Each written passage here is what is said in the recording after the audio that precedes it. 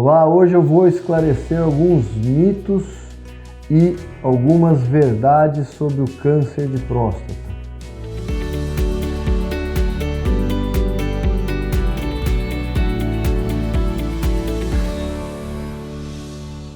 Então, perguntas que são muito frequentes e que a gente escuta e vê em todos os lugares. Eu vou tentar passar para vocês algumas informações muito importantes sobre esse assunto. Primeira questão que a gente vê é assim: doutor, eu estou com câncer de próstata, o único tratamento é cirurgia? Eu tenho que operar? Não necessariamente, não são todos os pacientes com câncer de próstata que precisam, ou devem, ou acabam recebendo um tratamento cirúrgico. A cirurgia, ela é o procedimento hoje que traz a maior chance de cura para o paciente com câncer de próstata inicial. Mas, em algumas situações, nós podemos fazer radioterapia e ainda existem pacientes que são diagnosticados com câncer de próstata, mas são tumores muito pequenos e de baixíssimo risco que podem até mesmo ser acompanhados ao longo da vida, ao longo do tempo, e se esse tumor não tiver nenhuma progressão, manter dessa forma. Então, uma vez que você tem o diagnóstico de câncer de próstata, precisa discutir com o seu médico qual a melhor opção de tratamento, levando em consideração o tipo ou estágio desse tumor, a agressividade do tumor, a própria idade do paciente. Então, com isso tudo, o médico junto com o paciente toma a melhor decisão de terapia. Que além da cirurgia existe a radioterapia, a bracterapia e esse acompanhamento vigilante, como eu disse para vocês. Uma outra questão muito frequente é: doutor, todo mundo que opera da próstata depois fica com problema de ereção, Então isso também é um grande mito. Hoje em dia a cirurgia evoluiu bastante, a gente tem feito aí também essa cirurgia com auxílio de robô, e isso não é que eliminou totalmente o risco, mas diminui em muito risco, porque mesmo na época que se fazia bastante cirurgia aberta, que se faz até hoje em dia, então a cirurgia aberta ainda tem o seu papel, mas fazendo a cirurgia aberta ou robótica, a gente tem uma definição hoje muito boa da anatomia da próstata e a gente consegue, em grande parte dos casos, preservar os nervos e manter a ereção. Mas, então, não são todos os homens que vão ter problema de ereção, mas existe esse risco. Então, a cirurgia não é isenta de risco, independente de como ela é feita. Ah, doutor, se eu fizer cirurgia robótica, eu não tenho risco algum? Também isso é um mito. A cirurgia robótica também traz os riscos relativos à disfunção erétil e incontinência urinária. A disfunção erétil é mais frequente e a incontinência urinária menos frequente.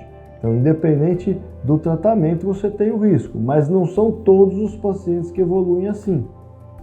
E se você evoluir com qualquer tipo de problema após o tratamento, hoje nós temos recursos aí que permitem a gente ajudar os pacientes a retomarem a qualidade de vida aí, para ter uma vida plena em todos os aspectos. Uma outra questão que os pacientes fazem muito não, doutor, minha próstata está aumentada, então vai lá fazer um check-up, tem um ultrassom e a próstata está maior do que o normal. E isso aí me traz mais risco de câncer de próstata? Não. Então, o tamanho da próstata não tem relação com câncer de próstata. E esse aumento que se vê nos exames aí depois dos 50, 60 anos de idade é causado por uma doença benigna, que é a hiperplasia benigna da próstata. E essa praticamente todos os homens vão ter ao longo da vida. Já o câncer de próstata não. O câncer de próstata nós usamos outros recursos para poder fazer o diagnóstico. Outra questão muito frequente: eu não gosto, eu não quero fazer o toque retal, então eu não vou no urologista, porque se eu for lá no urologista ele vai fazer o toque. Então isso eu falo muito em vários locais, eu já discuti esse assunto. Se você não quer fazer o toque, ou tem preconceito, ou não se sente confortável com isso, não deixe de ir no urologista. Porque o urologista vai avaliar outras variáveis que vão ajudá-lo a determinar. Então, é melhor ir no urologista e não fazer o toque retal se você não permitir, do que não ir de forma alguma no urologista.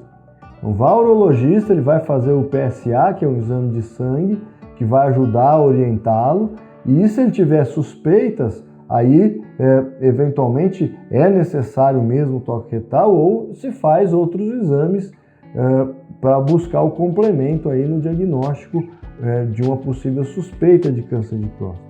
Uma outra questão é, quando que deve iniciar aí o check-up? É só depois dos 50, é antes dos 50?